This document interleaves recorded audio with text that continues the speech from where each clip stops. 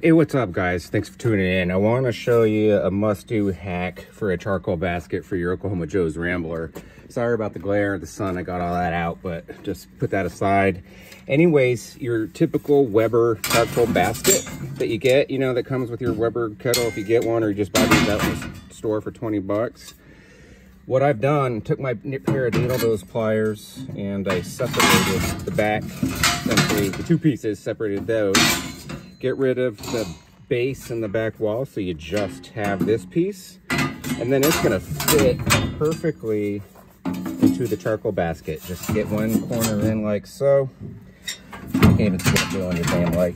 And then bend the other one in like so, and it'll stay kind of locked in a locked position. Can you see that? There we go. So that's what it's gonna look like. Pretty big. It'll hold a lot of charcoal in there, and it'll keep it together without getting sloppy, and definitely a lot of space for the indirect cooking. So hope this works for you guys. Do it if you need a charcoal basket for your Rambler.